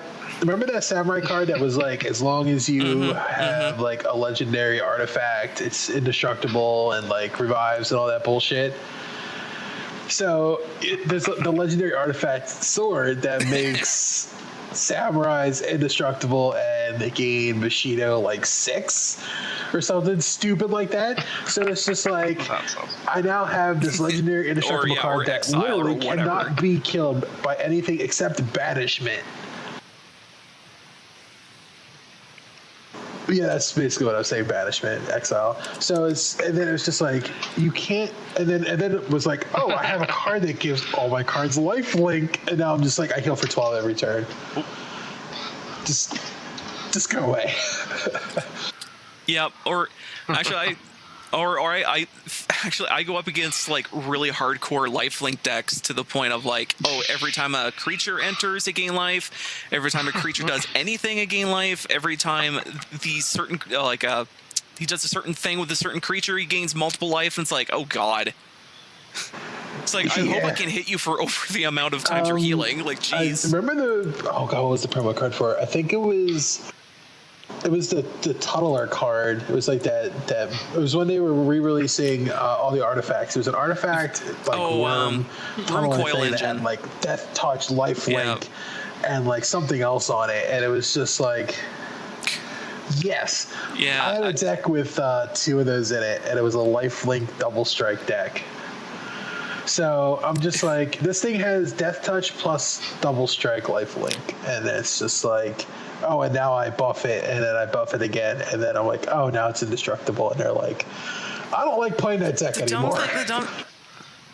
Yeah, actually, I had of course, at the time when I was getting into Magic the Gathering, it was right around the end of World Wake, and I was lucky enough to buy myself 2 event decks at that time, and 2 of the event decks were the most expensive event decks you could ever possibly buy at the time, because the value of the cards in those boxes were way overpriced, or way underpriced to what they actually are. You can get off of the store shelf, because they're like $20-$30 to get this box of like really good cards, but it turns out the value price of it on the street are like $300. So it's like, so people would run to stores trying to find these boxes, buy them immediately, and bring them to card shops so they can get the value back, and so we could get whatever else they want. So it's like, man, that's dumb. That's really dumb. Yeah. Because people didn't really. I actually remember when that was happening. When the event decks started happening, it was like, oh, this is cool. You know, go to the, standard or go to the standard events, and you can have competing decks that go up against every other people. And it's like, oh, that's cool. But it turns out, like, no, dude, the value of these cards are retarded. It's like, you buy it, you make your money back, and you get a box of like whatever, or get a giant box set of whatever the hell you want. And it's like, that's dumb. Oh wow. Or no, not even 2 fat packs. You get an entire box set, which is like $120, which is like that. Yeah, it's like, that's absurd. That's absolutely absurd. So I'm very lucky that I even found boxes of that on store shelves anywhere. So I'm like, woo! Wow. I have a. Yeah, because I remember once that hit, I went straight to Walmart, and then I was like, they didn't have it, but it really didn't matter because I didn't have enough money. But it was I tried anyway. Man, that was a weird time, because everyone played the same deck too. It was always the Callblade deck. It was always, everyone had the swords, everyone had the birds, and everyone had the fucking Wormcoil engine in that deck, because that always worked. And everyone had the same deck. Yeah. And it got to a point where Wizards is like, yeah, so apparently no one is playing Standard anymore because everyone has the same deck. It's like, yeah, why would you go? Because yeah. That's when they released Birds of Paradise, right? Well, at that same time, they also released Jace the Mind Sculptor, which is also another broken-ass card. Oh, my God, yes. Oh, yeah, because that's when they started doing the whole Planeswalker thing. That's where I got into it, was Planeswalker. That's how I got to Commander it, yeah. Yeah, or they have what was it, that Jace the Mind Sculptor was the first Planeswalker that has 4 abilities he can do, because the other ones are always 3. And they're always like, oh, these do neat things, but it wasn't like, oh, okay, like it wasn't overpowered. It was Jace the Mind Sculptor's last ability. It was like, okay, you know what? Your first ability, you draw cards, that's fine. Your second ability, you lose, like the opponent loses cards, whatever. I think that's what it was. And then the third, like just the last ability he had, is just so over the top to the point of like, Wizards, what are you doing? Why is this so broken? Like, yeah. Yeah. To make it even worse, they had 2 versions of him where the other one was just like absolute garbage. It was like Jace the Mind Sculptor was like, oh, this is like a $200 card, and the other one was like, this is $16. It's like, why? And then it's just like, but then Jace the Mind Sculptor was just so like absolutely like absurdly broken. Wasn't it like you get to do your turn again or something? Basically what this ultimate ability was for, what was it, -12 loyalty. You could, was it the opponent takes his entire library, throw it out a window. You take the opponent's hand, put it where the library is. The opponent draws a card. That's his new hand. That's his new library. Oh. Yeah, that's kind of OP. Yeah, I know. That's retarded. It's like, why did you think this is a good idea in general? It's like, why? It wasn't even discard either. It was exile. That's why I said throw it out the window. Because like, you back. don't need it. You don't need it. What do you want to play a good game? No, throw that shit out the window. Fuck you. Throw it out the window. We dead with it. Like, oh god. Oh, that's awesome. Like. Yeah, like there's even talks as of late of like I've heard people whispering like, oh, people are discussing bringing back Jace the Mind Sculptor. I'm like, fucking don't. No, keep him please buried. no. Keep him buried in the ground because no one wants that shit back again. Like, oh, don't scry Jace the Mind Sculptor. Don't scry Jace the Mind Sculptor. Yeah, pretty much. Just like that card's not fun at all. And of course, there's kind of 2 sides to it: people who play that card and people who don't play the card. And it's like.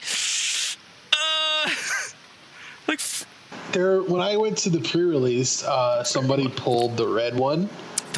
I forget what her name was. Oh, the Chandra? Yeah, and it was like this person was just turn 4ing every single person he played. It was, oh my god, it was so obnoxious. Yeah. And they obviously clean swept the bracket, and it was just like you just flip the person off behind them. If you pull a Planewalker, you win, and especially with red and like doing a sealed deck was just It was so hard to counter because like you can't stop direct damage, and if you don't have enough healing, then you're definitely screwed. Yeah. There was a couple opportunities I played in the special sealed events, and it was like, oh, I had a good time. And sometimes it's just like, why am I here? I should leave. This is not fun anymore, and I'm not winning. Yeah, there was some nights where I'd drop $100 and I would owe 3 in a row, and I would just like be so depressed. Yeah. There was one time I went with one of my friends when he was just getting back into it, and I 3-1 one, and then 0-4 the next one, and then we went to doubles and 0-3 doubles, and we're just like, I think we're gonna go home now. Yeah. Because like our last doubles partners had both Syndra and the black one, and the black one was literally like controlling our turns every other turn, and it was like, this is just stupid. Yeah. Freaking, I know there's a pro tip for anyone who's playing any sealed event or even like booster draft. If you ever happen to come across a card and the street value of it, and it's like, let's say you pull out a $200 card and you're just drafting with it, you can raise your hand, talk to the judge, and say, "I'm leaving right now," and you can keep that motherfucking card because you paid for it. Yeah, so that's a pro tip there of like, if let's say you open, like sealed is different because you open up your packs and hope to God you get something good. But in a booster draft, you open up that one pack and you are like, oh no, and it's really good, you can just drop everything, and that's great. It's just like, man, you like, yeah, like let's say you open up a shiny Jace Mind Sculptor, that thing's still like $120. Like, I don't know what its price is. Like before it was $200. I think now it's like $150 because it went down in price. But it's like, that's still $150. That's like, you can get way more shit with that. So it's like, of course you would want to keep that. It's like, yeah, so that's a pro tip of like, you know, if you have value, you can keep it. You have to say just quit right like, I'll fucking take my now. money and run away, you know. In booster drafts, you keep it what you draft anyway, don't you? It depends on the store, and it depends on like how they work it. Because what was it, over at Warp 3, they do a rare redraft. So basically, it's like, okay, so everyone pulls the cards that they want, or at least trying to make a decent deck and, like, you know, strategize on how they pull their cards. And then at the end of the day, whoever wins the most can get the first pick of all the rares that's on the table. And then, you know, everyone has to write out. Yeah. So it's like, that's okay. But at the end of the day, if you just didn't win anything, you're going to get fucking shit. Like, just shit. So... yeah, that's like, probably better for smaller stores, because I remember the booster drafts when I went to the Philadelphia Convention Center for that, and there's like 20 people a pod, so like good luck to doing that.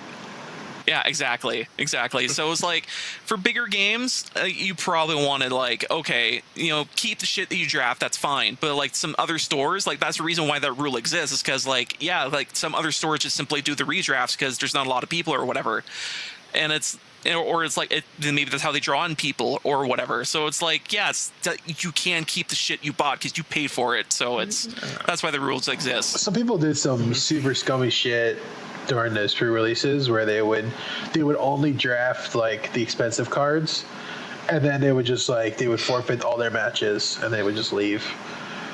So it's just like they would go through the booster, pick the cards that they wanted, and then they would just forfeit and leave. And it's like, you just paid $15 to get into this draft to get like 2.5 boosters. It's like, why?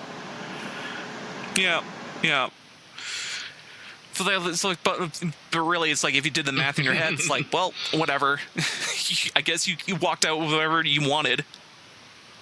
Yeah, like some people might have like gotten away with like a rare or two that they wanted for a deck to create or not. And some people might not even, you know, might have pulled like $100 card and we're like, okay, well, I don't need to bother playing anymore because I have the card that I want, or I'm going to sell to buy the card that I want. Or it's like, I don't want to lose this, so I'm just gonna, you know, try to keep this. Yeah, it sucks for the people that actually want to play it, because then it's just like, for me, where I actually want to play booster drafts, like it was these people, they would come in and they would steal all the good cards, so you're playing an uphill battle with a crap deck. Mm-hmm. Yep. Well, you know what? I think we've talked long enough, because the timer on my Audacity is just through the roof. So I'm just gonna put the usual comment or the shindig at the end of every podcast. You can download our podcast on iTunes and Podbean, and you can we do this shit every fucking week. And I try to do this shit every fucking week. Some people is pulling teeth, but whatever. Hey, I mean, that's another issue for another day. Yeah. But basically, yeah, so that's the podcast. So anyone else want to say anything at all? I had a good time talking about stuff. Yeah, it was a good time. It was a fun time. It was a fun time. It's a good time. It's a good time. Awesome. So, also, since Jeff or anyone else from the regular podcast is not here, I'm going to do my slide whistle. All right. Good night.